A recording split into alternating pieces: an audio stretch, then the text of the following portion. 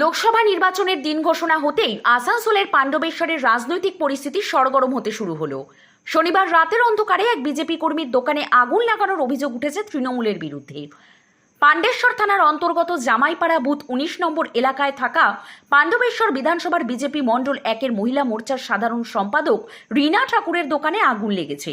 আগুনের কারণে দোকানের বেশ কিছু মালপত্র পুড়ে গেছে। এই ঘটনায় রীনা দেবীর দাবি, তিনি মাত্র ৬ মাস আগে বিজেপিতে যোগদান করার পরেই তৃণমূলের লোকেরা এই কাজ ঘটিয়েছে। দেখুন আমাদের সেই প্রতিবেদন।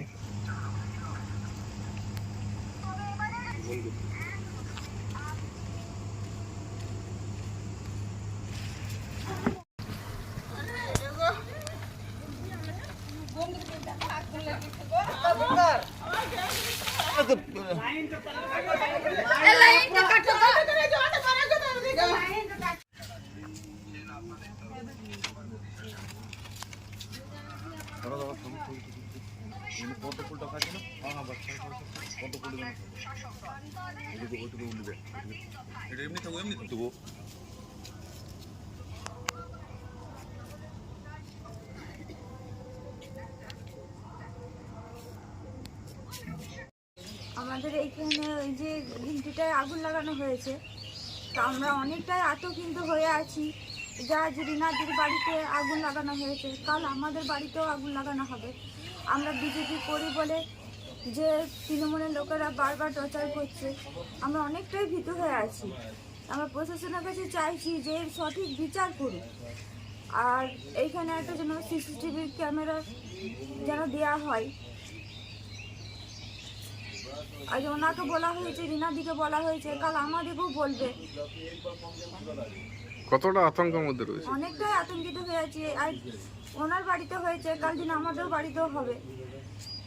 আপনার নাম? আমার নাম পূজা দেবী। কি হয়েছিল তখন মোটামুটি ১৫-২ বাজে, আমরা ঘুমোচ্ছিলাম।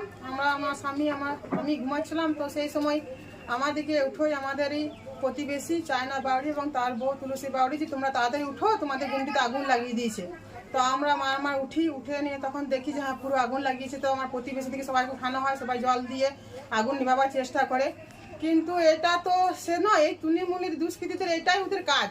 আমি যখন আজ ৬ মাস আগে যখন তৃণমূল ছেড়ে যখন বিজেপি জয়েন করি, তখন থেকে ওরা আমার অত্যাচার আমার উপর চালিয়ে গিয়েছে।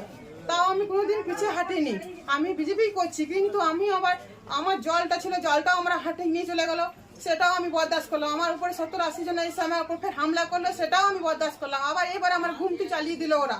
তৃণমূলের দুষ্কৃতীরা আমাকে পানে মানারও ধমকি দিচ্ছে। আমাকে বলছে তুই বাড়িতে থাকবি, তোর বাড়িতে আগুন লাগিয়ে তোকে পুড়িয়ে মেরে দেবো, সেটাও ধমকি দিচ্ছে।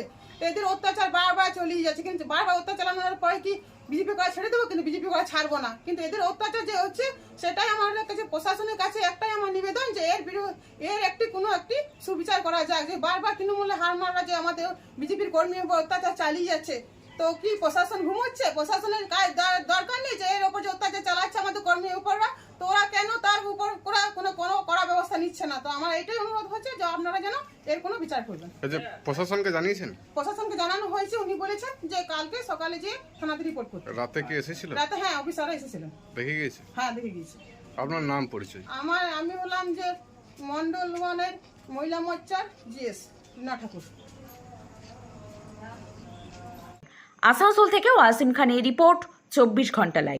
State of the art infrastructures, schooling for students. Gurukul Global School.